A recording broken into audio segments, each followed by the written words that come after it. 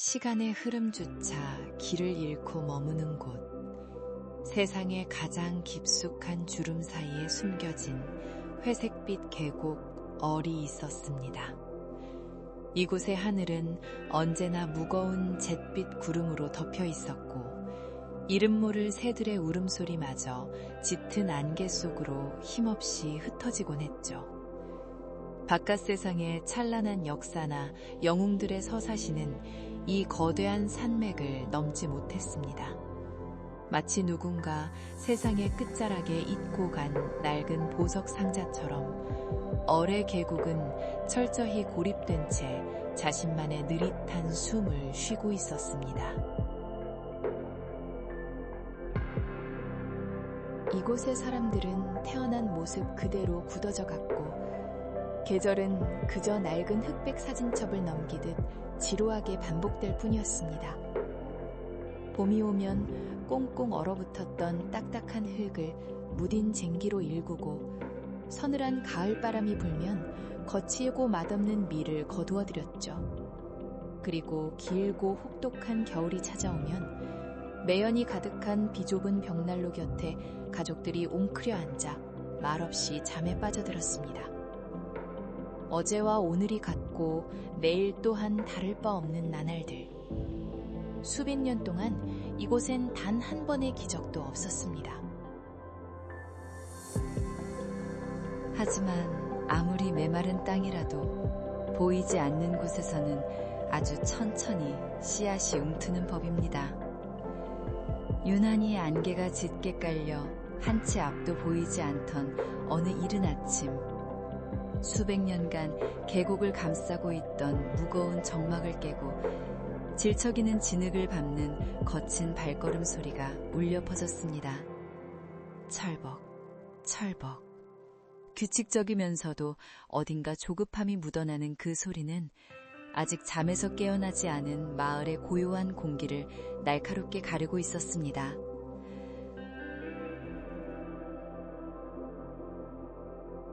안개 속에서 모습을 드러낸 건 두꺼운 짐승의 모피를 어깨에 겹겹이 두른 마을의 늙은 원로들이었죠. 그들의 깊게 패인 주름진 얼굴에는 평생을 억눌려온 알 수 없는 열망과 두려움이 복잡하게 얽혀 스쳐 지나갔습니다.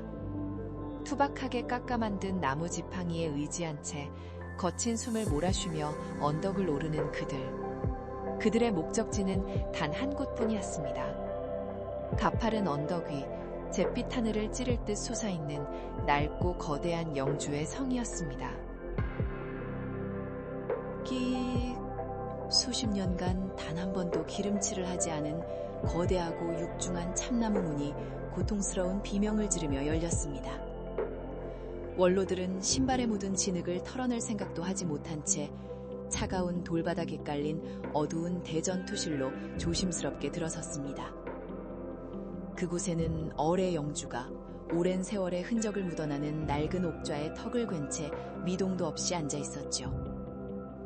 창문 하나 없는 이 거대한 방에서 오직 벽에 걸린 몇 개의 횃불만이 타닥타닥 소리를 내며 그들의 굳은 표정을 어스름하게 비추고 있었습니다. 숨 막힐 듯 무겁고 긴 침묵이 흘렀습니다. 횃불의 불꽃이 일렁일 때마다 벽에 드리운 그림자만이 춤을 추었죠. 마침내 가장 나이가 많은 원로가 마른 침을 삼키며 떨리는 목소리로 입을 열었습니다. 위대하신 영주님, 저희는 이제 너무나도 지쳤습니다. 아무런 변화 없이 흘러가는 계절, 의미 없이 쳇바퀴처럼 반복되는 날들, 흙을 타먹고 살다 흙으로 돌아가는 이 허무한 삶에 저희의 영혼은 말라 비틀어졌습니다. 저희의 땅에는 이제 전혀 다른 무언가가 필요합니다. 원로의 쉰 목소리가 차가운 돌벽을 타고 메아리 쳤습니다. 옥좌에 기대어 눈을 감고 있던 영주가 아주 천천히 무거운 눈꺼풀을 들어올리며 낮게 물었죠.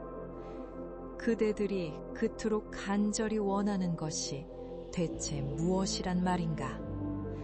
그 순간 늙은 원로의 흐릿한 눈동자 속에 전에 없던 작고 강렬한 불꽃이 일었습니다. 그는 쥐어짜듯 하지만 단호하게 대답했습니다. 마법입니다. 우리는 마법이 지배하는 경이로운 땅을 원합니다. 마법. 그 두 글자가 허공에 흩어지자마자 대전투실의 공기가 차갑게 얼어붙는 듯 했습니다. 그것은 수백 년 동안 입에 올리는 것조차 금기시되었던 너무나도 위험하고 매혹적인 단어였기 때문입니다. 영주는 깊고 고통스러운 한숨을 내쉬었습니다. 인간의 얄팍한 그릇으로는 담아낼 수 없는 거대한 힘을 탐한다는 것의 결말을 직감하고 있었기 때문입니다. 하지만 무엇이라도 갈망하는 백성들의 번뜩이는 눈동자를 마주한 그는 결국 무겁게 고개를 끄덕이고 말았습니다.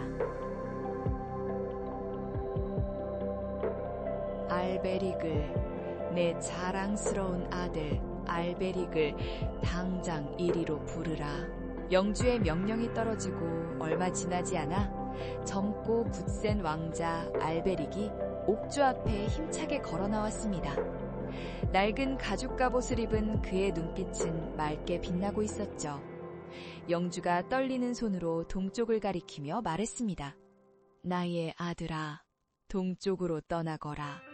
세상의 끝, 영원한 황혼이 머무는 경계를 넘어 전설 속 엘프랜드로 가라. 그리고 그곳에서 요정왕의 딸을 이 죽은 계곡으로 데려오거라.